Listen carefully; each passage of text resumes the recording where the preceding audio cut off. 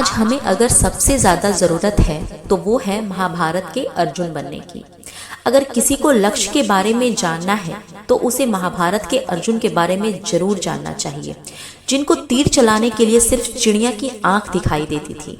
बिना लक्ष्य के जीवन बिना डोर की पतंग है, जिसको हवा किसी भी दिशा में बहाकर ले जा सकती है। लक्ष्य हमेशा अपनी औकात से बड़ा रखना चाहिए। किसी ने कितने कमाल की बात कही है कि तारों को निशाना बनाओगे तो चांद तक तो जरूर पहुंच जाओगे।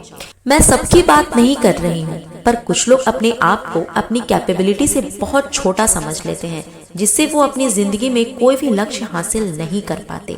आइए हम इसे एक स्टोरी से समझते हैं। अगर उससे पहले आप मेरे चैनल पे नए हो तो प्लीज मेरे चैनल को सब्सक्राइब कर देना और बेल आइकन को हिट कर देना, ताकि मेरी वीडियो की नोटिफिकेशन आप सभी तक पहुंचती रहे।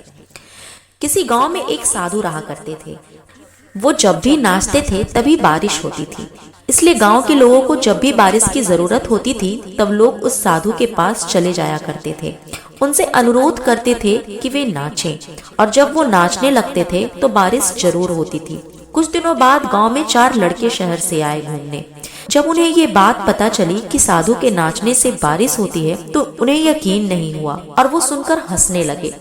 शहरी पढ़ाई लिखाई के घमंड में उन्होंने गांव वालों को चुनौती दे दी, अगर हम भी नाचेंगे तो बारिश होगी, और अगर हमारे नाचने से बारिश नहीं हुई तो साधु के नाचने से भी बारिश नहीं होगी। अगले दिन सुबह सुबह गांव वाले उन 4 लड़कों के साथ साधु की कुटिया के पास पहुंचे। गांव वालों ने साधु को सारी बात बताई। पहले लड़के ने नाचना शुरू किया। आधा घंटा बीत गया, फिर वो लड़का थककर बैठ गया, पर बादल नहीं निकले। कुछ देर बाद दूसरे लड़के ने नाचना शुरू किया और 1 घंटे बीतते बीतते वह भी थककर बैठ गया। बाकी दोनों लड़कों के साथ भी ऐसा ही हुआ, पर बारिश नहीं हुई। अब साधु की बारी थी। उन्होंने नाचना शुरू किया। 1 घंटा बीत गया, पर बारिश नहीं हुई। साधु फिर भी नहीं रुके, वह नाचते ही रहे। नाचते नाचते 2 घंटे बीत गए, पर बारिश नहीं हुई। 4 घंटे भी बीत गए, पर बारिश नहीं हुई। लेकिन साधु तो रुकने वाले थे नहीं, वो लगातार नाचते रहे। धीरे धीरे शाम ढलने लगी तो तभी बादलों की गड़गड़ाहट सुनाई दी। थोड़ी देर के बाद जोरों की बारिश होने लगी। यह देखकर 4 लड़के दंग रह गए। वे तुरंत साधु से क्षमा मांगने लगे। फिर 4 लड़कों ने साधु से पूछा कि बाबा, भला ऐसा कैसे हो सकता है कि हमारे नाचने से बारिश नहीं हुई और आपके नाचने से बारिश होने लगी?